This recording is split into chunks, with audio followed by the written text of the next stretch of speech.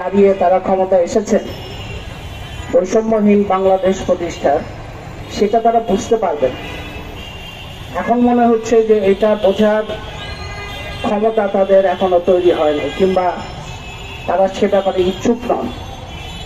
আপনারা খেয়াল করলে দেখবেন যে গণ অভ্যুত্থান যখন হচ্ছে, কিংবা যে সময় জুলাই মাসের 15-16 তারিখ থেকে শেখ হাসিনা সরকার যখন নির্বিচার হত্যাকাণ্ড চালাচ্ছে, সেই সময় ঢাকা শহরে এবং ঢাকা শহরের বাইরে বিভিন্ন শহরে কিশোর তরুণ ছেলেমেয়েরা কাঁচা হাতে, কেউ কেউ দক্ষ হাতে অনেক গ্রাফিতি তৈরি করেছেন, দেওয়ালে অনেক লেখা লিখেছেন, অনেক ছবি এঁকেছেন, এবং সেই ছবি এবং কথার মধ্যে একটা আকাঙ্ক্ষা প্রকাশিত হয়েছিল, প্রত্যাশা প্রকাশিত হয়েছিল।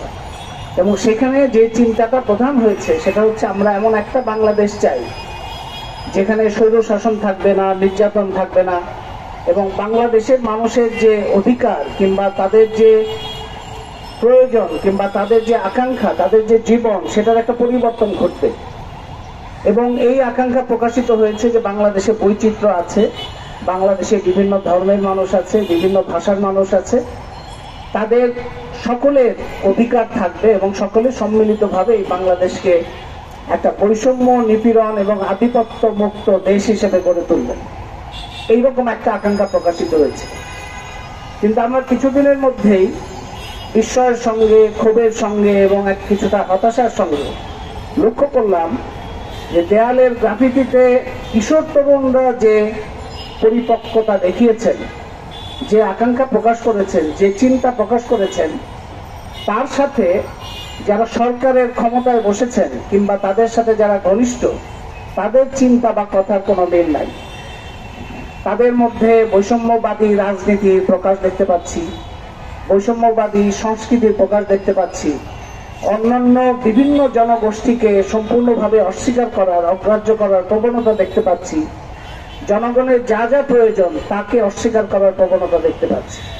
আপনারা জানেন, গণ অভ্যুত্থানের মধ্যে সবচাইতে বড় অংশ ছিল শ্রমিক। সেই শ্রমিকরা কোনো বাড়তি দাবি দেওয়ার জন্য না, বকেয়া মজুরি, মাসের পর মাস মজুরি বকেয়া আছে, সেটার দাবি জানাতে গিয়ে গুলি খেয়ে মারা গেছে। এই সরকারের সময়, গত সরকারের সময় না, গত সরকারের সময় তো হয়েছে, এই সরকারের সময়। এবং এখনো বাংলাদেশের বেশ কিছু কারখানা বন্ধ, যেখানে হাজার হাজার শ্রমিক কাজ করার কথা, তারা বেকার করে আছেন। এটার ব্যাপারে সরকারের কোনো মাথা ব্যথা নেই, সরকারের কোনো মাথা ব্যথাই দেখা যাচ্ছে।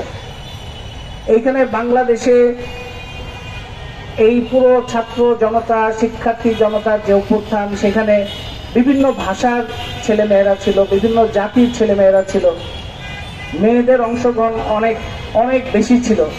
কিন্তু দেখা গেল যে বিভিন্নভাবে নারী বিদ্বেষী তৎপরতা হচ্ছে, অন্যান্য ভাষা জাতির মানুষের উপর অত্যাচার হচ্ছে, এবং এরই ধারাবাহিকতায় আপনার গত 2 দিনের ঘটনাটা ঘটল।